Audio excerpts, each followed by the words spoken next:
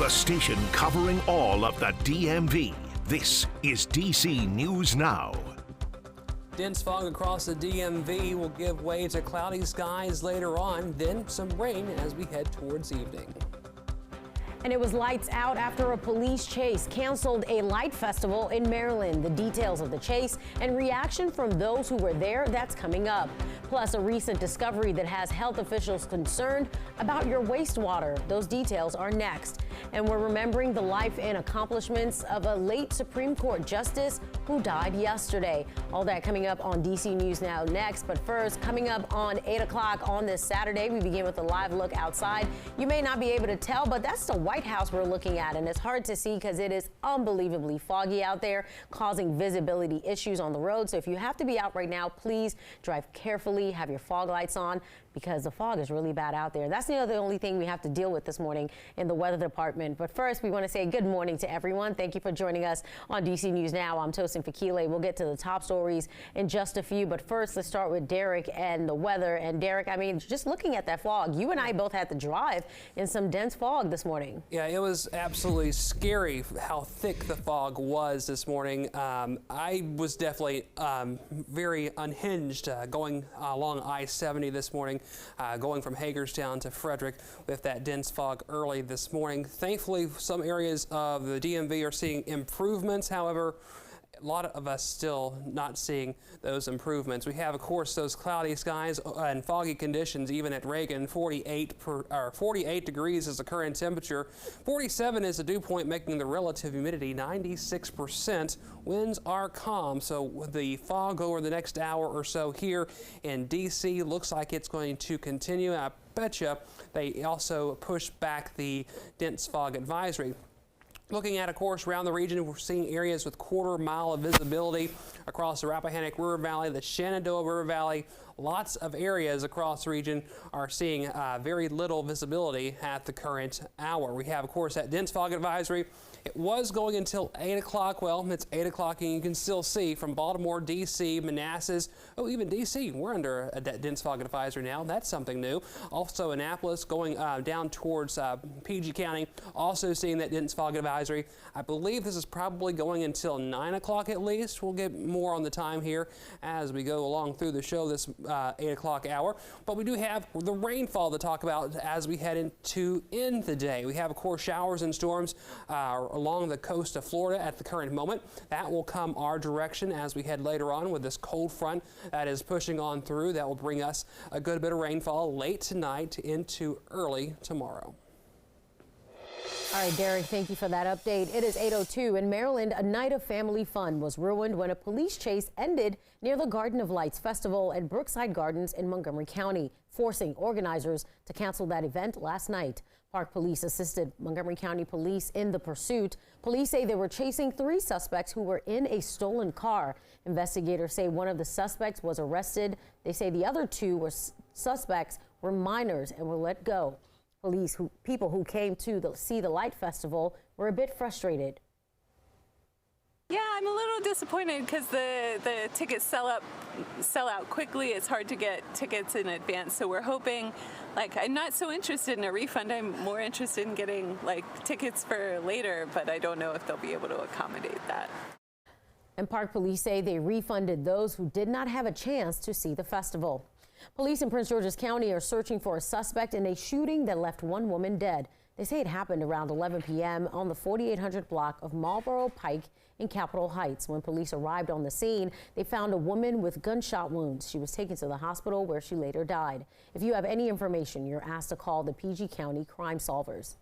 And at 8:03, new video into our newsroom shows the moment suspects tried to carjack a Porsche in downtown Bethesda. It happened off Wisconsin Avenue and Elm Street on Sunday. The video from police is from inside the Porsche. Take a look at your screen. You can see one suspect get out of a car, 3 others out of frame. The suspect appears to point a gun at the victim. The group then attempts to take the Porsche. Investigators say they demanded the victim's car keys and hit him in the head with a handgun. According to police, their plan had one major problem. They didn't know how to drive a stick shift. When they couldn't drive the Porsche, they all got back into a different car and drove off. No word yet if anyone is in custody. And with more instances of carjacking, D.C. police have some tips on what to do if you become a victim of a carjacking. They say don't resist or argue. Just hand over the keys, especially if there's a weapon. Try to remember what the robber or carjacker looks like. And as the carjacker drives off, try to notice if there's another car following closely behind.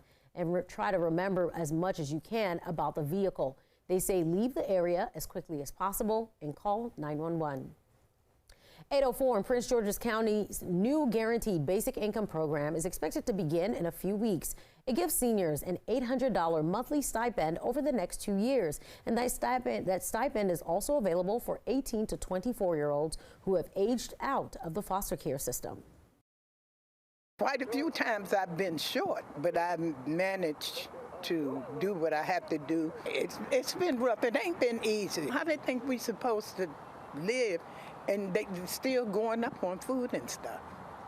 Ain't nothing in the store cheap. And to apply, visit our website, dcnewsnow.com, and search Guaranteed Basic Income Program.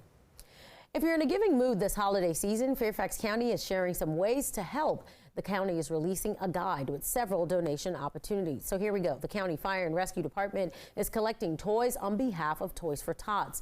They're accepting new unwrapped toys from now until December 17th. The Annandale United Methodist Church and the Providence District Office are accepting winter gear donations. You can drop off new or gently used hats, gloves, and coats. And the Police Department's Victim Services Division is hosting a gift card drive until December 16th. To some health alert right now, the latest wastewater data from the CDC shows high levels of COVID in some parts of the DMV, and more people are getting sick as we get into what some call the respiratory virus season. Now, while cases seem to be rising, hospitalizations are not, and experts say that's the most important indicator to monitor. For those at high risk, doctors stress vaccines and testing are available. Daniel Hamburg breaks this down. The latest COVID-19 wastewater viral activity map from the CDC shows high levels of COVID-19 in Maryland, moderate levels in Virginia, and high levels in West Virginia. It's non-invasive. It doesn't require people to give samples, and it's not dependent on tests or tests being reported or anything like that. Infectious disease Dr. Amesh Adalja says wastewater is the best surveillance method to track the virus, as the focus shouldn't be on cases. We're always going to have cases. They're going to go up and down. The key thing is keeping severe disease to a minimum. So the better numbers to watch are hospitalizations and deaths. And this map of COVID hospitalizations shows mostly all green, meaning low cases in D.C., Maryland, and Virginia. They're not to a level where hospitals are struggling to keep up.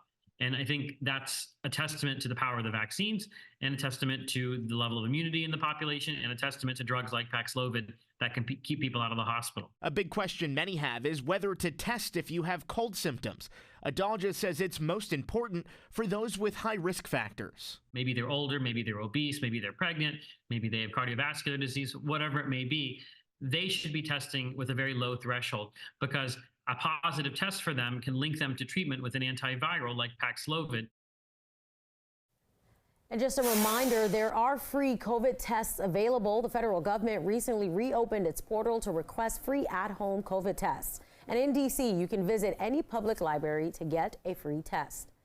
808, turning to a DC News Now exclusive where we identify the dangerous working conditions for air traffic controllers in the DMV. That's at Dulles and Reagan Airport. According to records, as of September this year, controllers at the Washington Tower already clocked in nearly 6,000 overtime hours. Workers at the Dulles Tower facing similar issues, with overtime hours nearly doubling from 2021 to 2022. In August, the FAA announced a series of meetings following an alarming number of close calls and near misses on runways across the nation. On a day you might get severe thunderstorms in the area and you're having to reroute a bunch of traffic. You might not have the bodies to get in there and really do it successfully. Most jobs you can have a slip and it's not a problem. Our slip could be deadly. And of course, this comes as Congress weighs an FAA reauthorization bill that's facing a deadline of December 31st. Heads up, if you're going to be hopping on the Metro this weekend, we want to let you know Metro has closures to keep in mind that's happening this weekend. The Virginia Square George Mason University station will close Sunday. It'll open at 2 p.m. due to a safety exercise. Free shuttle buses from Ballston to Clarendon will replace the Metro. It is 8:09. She was the first woman to serve on the Supreme Court. Retired Justice Sandra Day O'Connor has died. She was 93. For a quarter of a century, she sat on the nation's highest court, presiding over some of the country's most notable cases between 1981 and 2006. Marnie Hughes with News Nation has a look at her life and legacy. Sandra Day O'Connor was born in 1930. Her family owned Arizona's second largest cattle ranch. Rich with land but no electricity, running water, or good education options. She was 6 years old when her parents sent her to live with her grandmother, hours away from home in El Paso, so she could attend a good private school. The Texan would graduate from Stanford University and from law school, where she ranked third in her class. Number 2 was future Chief Justice William Rehnquist. Though they became fast friends, another student named John O'Connor courted Sandra Day. The two quickly became inseparable after meeting on an assignment at the Stanford Law Review, where top firms offered Mr. O'Connor a job right out of law school. No firms would hire Sandra. Mrs. O'Connor turned down the chance to be a legal secretary and instead worked for free in the San Mateo County Attorney's Office. She quickly earned respect and a promotion to become the deputy county attorney. Their 3 children talked about what it was like growing up in the O'Connor household. And in 1980, President Ronald Reagan fulfilled a campaign promise when he nominated O'Connor to the nation's highest court. I will send to the Senate the nomination of Judge Sandra Day O'Connor of Arizona Court of Appeals for confirmation as an Associate Justice of the United States Supreme Court. She filled the seat of retiring Justice Potter Stewart by a unanimous vote. I'm absolutely overjoyed with the expression of support from the Senate. Mississippi University for Women v. Hogan was the first case for which O'Connor would write the majority opinion.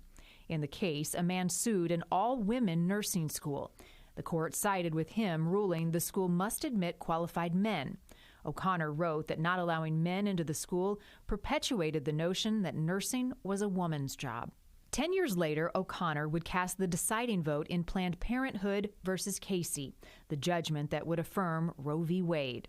That decision would stand for 30 years until it was overturned in 2022.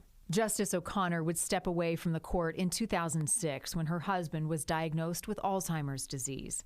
She would also step away from public life a dozen years later when doctors told her she had early-stage dementia.